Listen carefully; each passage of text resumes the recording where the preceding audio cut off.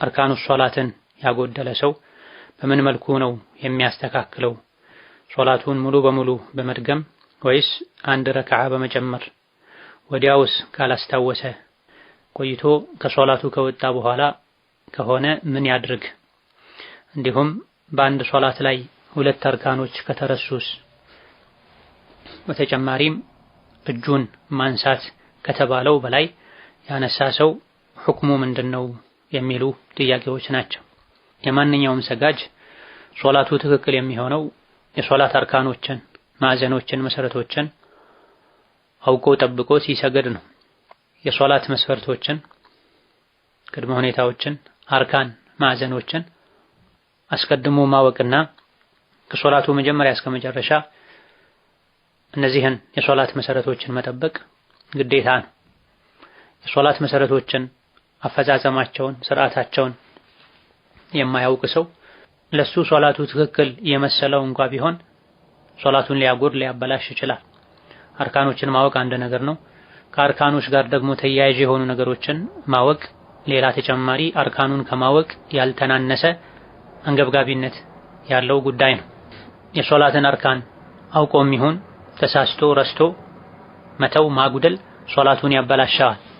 ያጎደሉትን ነገር ማድረግ እየቻሉ እስካጎደሉት ድረስ፣ ስላልቻሉ ከሆነ ችግር የለውም። መቆም የሶላት አንድ ሩክን መሰረት ነው። ያልቻለ ሰው ቁጭ ብሎ ይሰግዳል። የሶላትን ሩክን እስካላስተካከሉ ድረስ ሶላቱ ትክክል አይሆንም።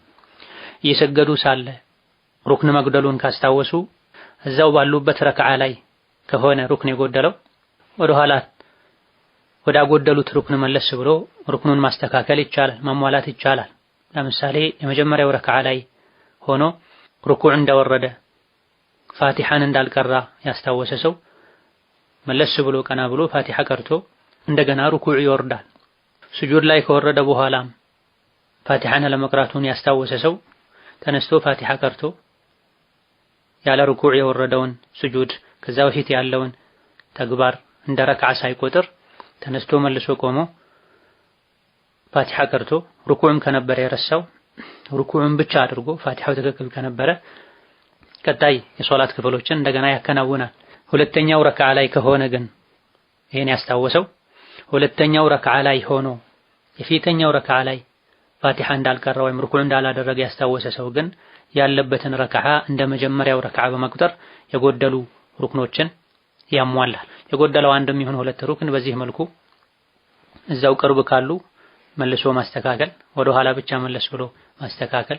ከአንዱ ረክዓ ሙሉ በሙሉ ወጥቶ ወደ ሁለተኛው ረክዓ ከገቡ በኋላ ከሆነ ከፊተኛው ረክዓ ሩክን ማጉደልን ያስታወሱት ያሉበትን ረክዓ እንደ ፊተኛው አንድ ሩክን እንደጎደለው ረክዓ በመቁጠር ቀጣይ የጎደሉ ረክዓዎችን አሟልቶ መስገድ ነው የሚገባው። እጅን ማንሳት ከተባለው በላይ ያነሳ ሁክሙ ምንድነው? እጅን ማንሳት ከተክቢሮች ጋር እጅን ማንሳት ሱና ነው። አነሳሱ ሐዲስ ላይ እንደተነገረው ወይም ከተከሻ ትይዩ አሊያ ደግሞ ከጆሮ ጫፍ ትይዩ ነው የሚሆን።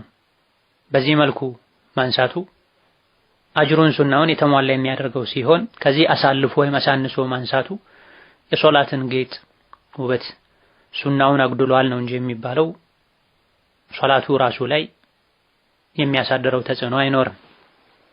ሌላኛው ጥያቄ